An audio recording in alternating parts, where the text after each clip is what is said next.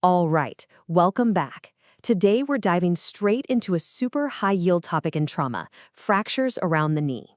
We're going to break down the three big players, the distal femur, the patella, and the proximal tibia, to give you exactly what you need to know. So let's jump right in. Okay, first up, the distal femur. Now, the cool thing to remember about these fractures is what we call a bimodal distribution.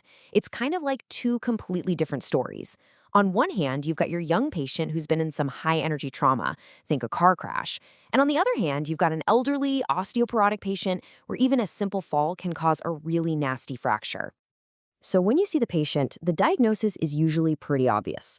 You'll see a deformity, a big swollen knee full of blood, which we call haemarthrosis. But here's the key part, imaging. An X-ray is your first step, for sure, but a CT scan, that's absolutely non-negotiable. Why? Because we have to see that joint surface. The CT shows us exactly how much the joint is involved, and that's what's going to tell us how to plan our surgery. And you can bet these are almost always going to the OR for either a locking plate or an intramedullary nail. All right, let's move on to the patella. Now, this isn't just any old bone. We're talking about the largest sesamoid bone in the entire body. And it's that unique job it has that makes a patellar fracture, well, a real challenge. So why do we care that it's a sesamoid bone? Well, think about it. It's literally embedded right inside the quadriceps tendon. It's like the ultimate lever, acting as a fulcrum to give the quad muscle its power to straighten the knee. So when that patella breaks, the whole system, the entire extensor mechanism, can just completely fail. That's catastrophic for being able to use your leg. When you're examining the patient, the signs are pretty classic. You can often literally feel a gap where the bone is broken, and of course, the knee is going to be huge from all the blood. But here's the money shot, the pathognomonic sign, the one finding that screams extensor mechanism failure. Ask the patient to do a straight leg raise. If they can't, that's your definitive clue. Game over. You know what's going on. And that finding leads us right to our treatment plan. It all comes down to one simple question.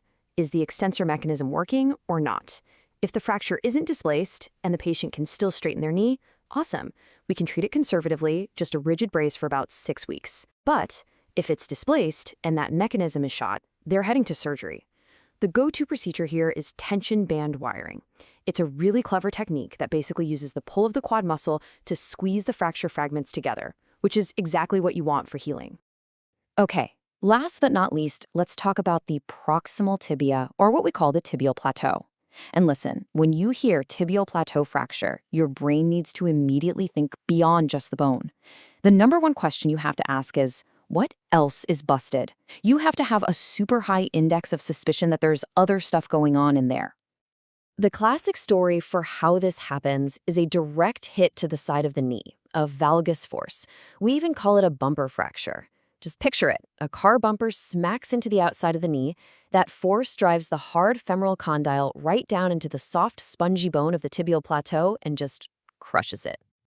And this is where we get to that other stuff I was talking about. This is a huge point. A staggering 50%, let that sink in for a second, half of all tibial plateau fractures also have a meniscus tear. That is a number you absolutely cannot forget. It means you have to check the meniscus in every single one of these patients, no exceptions. And it's not just the meniscus. A third of these patients, 1 in 3, will also have a torn ligament, either a collateral or a cruciate. So you see, this is way more than just a broken bone. We're talking about a massive, profound injury to the entire knee joint. So just like we talked about with the distal femur, getting a CT scan is not optional. It is absolutely mandatory. We have to see that joint surface perfectly.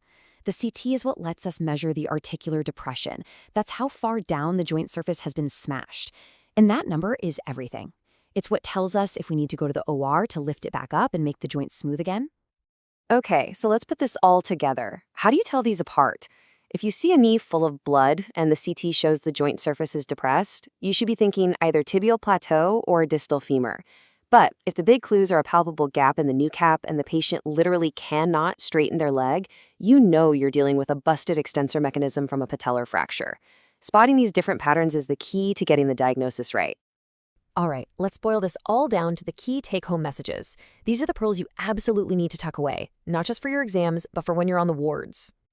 Okay, let's do a quickfire round. Number 1, you see a knee full of blood? Assume it's an intra-articular fracture until you prove it's not. Number 2, don't just guess what the joint surface looks like. Get the CT. It's mandatory. Number 3, with the patella, it's all about function. Extensor mechanism is shot, they need surgery, probably tension band wiring. Number 4, remember, a tibial plateau fracture is never just about the bone. You have to hunt for those meniscus and ligament injuries. And finally, number 5, and this is crucial, your goal in the OR is perfection. Anatomic reduction of that joint surface is everything. It's the only way to give your patient a fighting chance against nasty post-traumatic arthritis down the road. So I'm going to leave you with this final thought. Picture this. You're in the OR. You've just done a beautiful job fixing a tibial plateau fracture. The bone is rock solid. What's next? What is the most common partner in crime injury you have to rule out right then and there? Just remember that 50% statistic we talked about. Getting that part right can change everything for your patient's future. Thanks for tuning in.